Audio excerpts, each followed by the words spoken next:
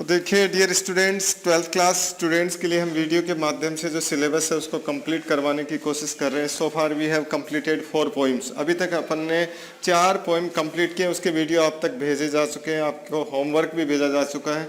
और अपनी जो 5वीं पोइम थी road side stand, so far we have read in this poem about the pathetic condition of the poor people. अभी तक अपन ने इस पोइम में ये पढ़ा है कि जो गरीब व्यक्ति हैं उनकी दयनीय हालात क्या है। ए रोड साइड स्टैंड के अंदर एक गरीब व्यक्ति का चित्रण किया है।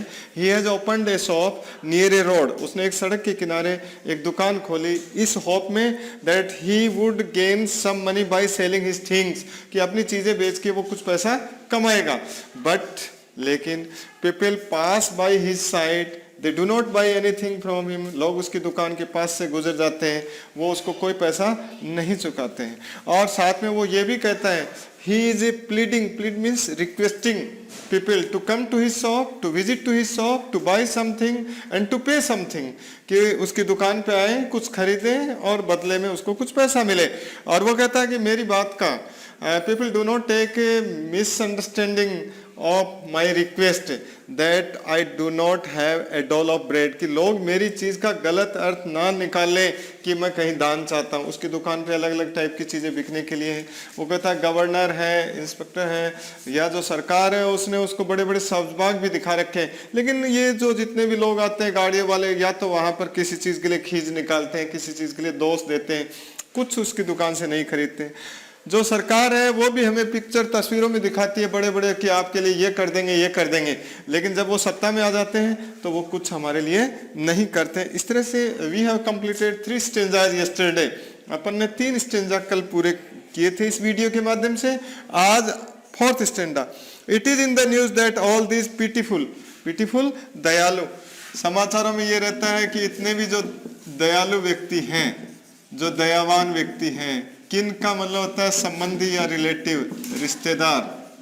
जो जितने भी दयालु या जो रिश्तेदार व्यक्ति हैं उनके बारे में कह रहा है कि it is in the news that all these beautiful किन, समाचारों में ये रहता है कि जितने भी जो दयालु उनके रिलेटिव हैं, रिलेटिव का मतलब संबंधी हैं, are to be bought out and mercifully gathered in, वो सारे के सारे लोग मर्सीफुली दयालुता पूर्वक टू लिव इन विलेजेस, जो गांव के लोग जो गांव में रहते हैं उनके जो रिश्तेदार हैं वो दयालुता पूर्वक उनके चारों तरफ, गैदर का मतलब होता है एकत्रित होना, चारों तरफ एकत्रित रहते हैं।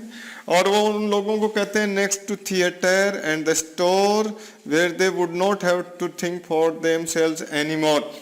जो उनके रिलेटिव्स हैं, किनके, जो रोड साइड स्टैंड वाले लोग हैं, जो गरीब लोग हैं, उनके जो रिश्तेदार हैं वो गाँव में उनके पास आते हैं और गांव में उनके पास आकर के और वो कहते हैं कि यहाँ थिएटर बनाएंगे, यहाँ स्टोर बनाएंगे और साथ में हम हमारे लिए कुछ भी हासिल नहीं करेंगे। वो कह रहे हैं ना कि where they wouldn't have to think for themselves anymore, सब कुछ आप लोगों के लिए करेंगे, ऐसे उनके रिश्तेदार आकर के उनसे बातें करते हैं। लेकिन कहता while greedy good doers, greedy होते हैं लालची, ये लोग लालची हैं। कौन से लोगों की बात कर रहा है? जो उनके रिश्तेदार हैं, किनके, जो रोड साइड स्टैंड वाले लोग हैं, उनके जो धनाढ्य लोग हैं, पैसे वाले लोग हैं, वो उनके पास आते हैं, उनको कहते हैं कि हम यहाँ पर थिएटर बनाएंगे, स्टोर बनाएंगे या और कोई बिल्डिंग बनाएंगे और हम हमारे लिए कुछ नहीं करेंगे, जो कुछ करेंगे वो तुम्हारे लिए करेंगे। लेकिन कहता वाइल ग्रीडी गुड डूअर्स, ये लोग कैसे होते हैं? लालची भलाई करने वाले।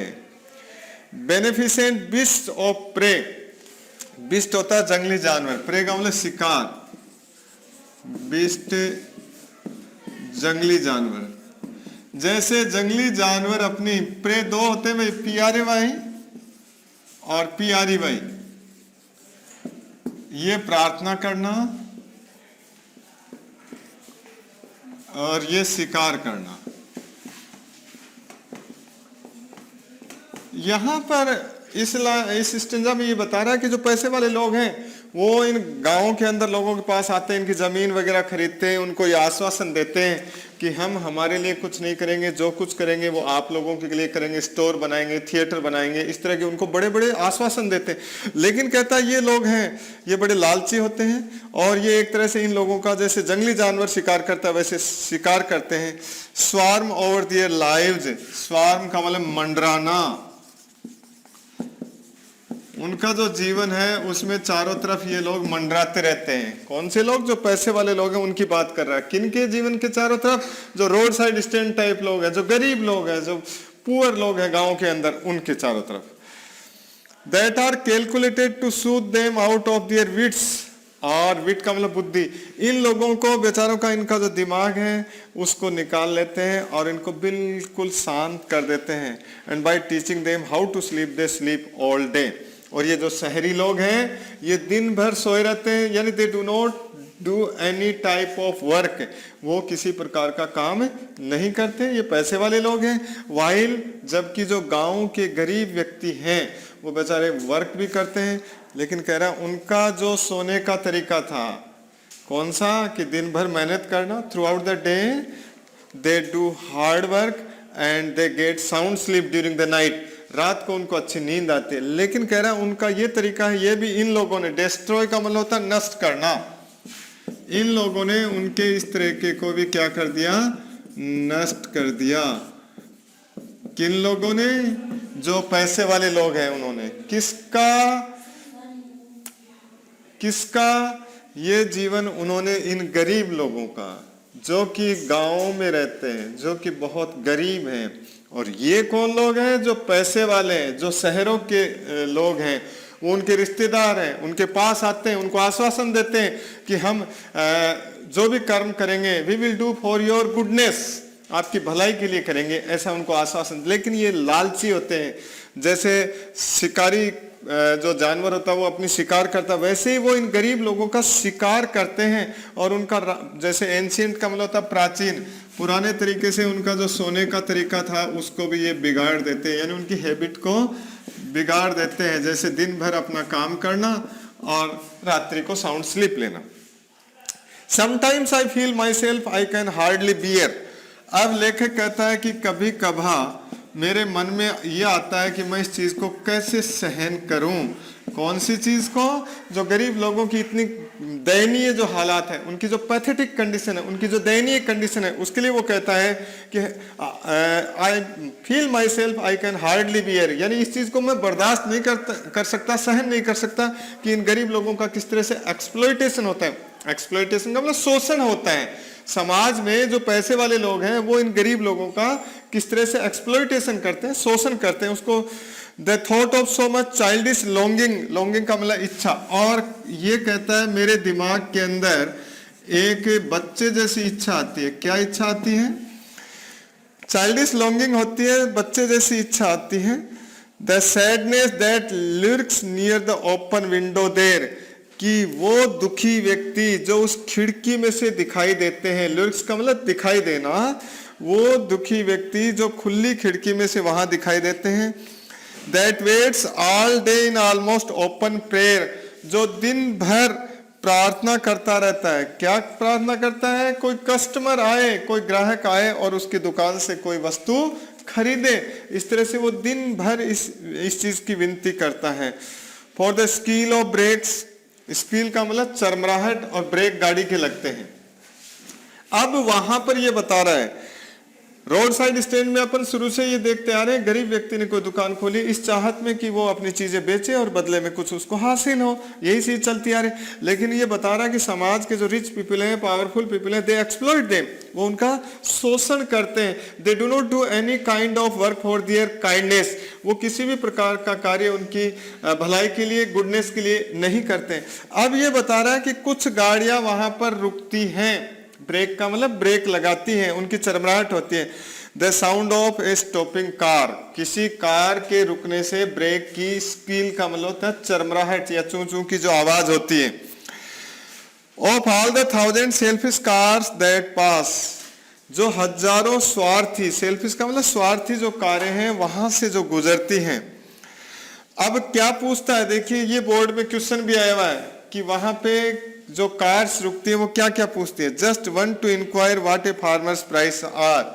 एक कार वाला रुकता है, इंक्वायर का मतलब पूछना या जांच पड़ताल करना या पूछताछ करना। एक जो कार ड्राइवर वाला है वो वहां पर रुकता है और वहां पर उन चीजों की कीमत क्या है इसके बारे में पूछता है। And one did stop but only to plough up grass. Plough up का मतलब उखाड़ना। एक दूसरी कार है वो वहां पर रुकती है, केवल घास को, वहां जो घास उगी हुई है उसको उखाड़ती है। In using the yard, yard means होता है चौक, आंगन, गज। आंगन कह सकते हो, चौक कह सकते हो या गज भी होता है। पहली गाड़ी रुकती है कार, वो वहां पर प्राइसेस के बारे में पूछती है। दूसरी वहां पर रुकती है, वो अपनी कार को, घास को उखाड़ते हुए वहां पर जो चौक है उसको किस काम में लेती है? To back and turn around, यानी अपनी गाड़ी को पीछे और वहां से घूमने के लिए। And another to ask the way to where it was bound. और तीसरी जो कार रुकती है वो ये पूछने के लिए, वो कार वाला, कि ये रास्ता कहाँ जाता है। तो इस तरह से 3 car drivers stop there. 3 car वाले वहां रुकते हैं। First to ask about the prices, पहला है वो वहां कीमतें पूछता है। Second to turn back and upward, आगे पीछे अपनी गाड़ी को मोड़ने के लिए। और third to ask where it the way leads, कि रास्ता कहाँ गुजरता है। And another to ask could they sell it a gallon of gas. एक चौथी कार वाला रुकता है और वो गैलन ऑफ गैस का मतलब होता है ईंधन के बारे में पूछता है कि यहाँ ईंधन मिल सकता है, यानी पेट्रोल या डीजल, तो वो मिल सकता है कि। They could not this crossly, they had none didn't it see. अब ये चीज वो खींचते हुए करते हैं, जबकि उनको दिखाई नहीं देता क्या कि इस जो रोड साइड स्टैंड है यहाँ पर ईंधन मिलता ही नहीं है, फ्यूल है ही नहीं, तो इसलिए वो बेमतलब में ईंधन के बारे में पूछते, क्या उनको दिखाई नहीं देता है। 4 कार ड्राइवर वहां से गुजरते हैं, चारों का अलग अलग विवरण है, ये बोर्ड में क्वेश्चन पूछा जा सका। No in country money the country scale of gain, the requisite lift of spirit has never been find. Requisite का मतलब आवश्यक, ये कह रहा है इन कंट्री मनी, जो कंट्री का मतलब यहाँ पर देहात है, देश से नहीं मतलब, देहात के अंदर the country scale of gain, जो देहात है उसके फायदे के लिए, the requisite life of spirit has never been found.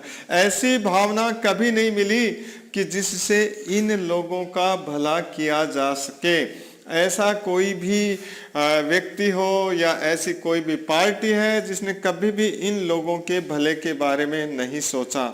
और so the voice of the country seems to complain, इसलिए कंट्री का मतलब यहाँ पर देहात से है, ग्रामीण इलाके से, फिर आपको बताया था, इसलिए जो ग्रामीण इलाके की आवाज सीम्स टू कंप्लेन, कंप्लेन का मतलब शिकायत करना, वो ये शिकायत करती हुई दिखाई देती है। क्या शिकायत करती है? I cannot help owning the great relief it would be to put these people at one stroke out of their pain। अब देखिए ये विचार आया कि एक ही वार में इन सब लोगों को खत्म कर दें ताकि ये जो पेन्स हैं, सफरिंग्स हैं, ये तो इनको नहीं देखना पड़े। अब देखिए कवि के दिमाग में कैसा विचार आया कि ये जो देहात के लोग बहुत दुखी हैं और वो कहता है कि मैं ऐसी इनकी पैथेटिक कंडीशन, इनकी दयनीय कंडीशन को नहीं देख सकता, इसलिए मेरे दिमाग में ये आया कि एक बार में सबको खत्म कर दें ताकि उनको ये इस तरह का कष्ट, पीड़ा, दुख, मिजरी, पेन, सफरिंग इनको नहीं देखना पड़े। To put this people at one stroke out of their pain, यानी एक ही वार में उनको खत्म कर दूं ताकि उनको पेन से, पेन का मतलब कष्ट या पीड़ा जो ये भुगत रहे हैं उससे मुक्त कर दूं। And then next day as I come back into the sane, sane का मतलब होश में, फिर अगले दिन वापस में जब होश में आया, क्योंकि ये तो उसका पागलपन का विचार था। कौन सा विचार था कि ये जो गरीब लोग हैं, दयनीय स्थिति के अंदर हैं, जो पुअर हैं, जो वीक हैं, उनको एक ही वार में खत्म कर दूं ताकि उनको कष्ट या पीड़ा नहीं भुगतना पड़े। लेकिन नेक्स्ट डे कह रहा, वापस मेरे दिमाग में विचार आया जब मैं, I wonder how I should like you to come to me and offer to put me gently out of my pain. तो मुझे ये बड़ा सरप्राइज हुआ, अचंभा हुआ कि मैं इन लोगों को कैसे ख़त्म कर सकता हूँ, मैं अपने आप को ही ख़त्म कर लूँ ताकि मुझे इस तरह का कष्ट या पेन ना देखना पड़े। तो इस तरह से ये जो पोइम है इसमें अपन ने जो देखा है वो एक रोड साइड स्टैंड का जो पिक्चर है उसको लेकर के वो पूरा का पूरा जो विलेज लाइफ है या जो पुअर पीपल लोग हैं उनकी जो पैथेटिक कंडीशन है, समाज में जो दो वर्ग हैं, there are two classes in the society, one is rich, another is poor. The rich people live in city life while the poor live in the villages and they have a lot of suffering, lot of pains. उनको बहुत सारी कष्ट है, बहुत सारी पीड़ा है और कवि ये चाहता है कि he wants to relieve these people from these type of sufferings but it is not possible for him to do so. उसके लिए ऐसा करना संभव नहीं है, वो इन लोगों की जो कष्ट या पीड़ा है उसको नहीं देख सकता।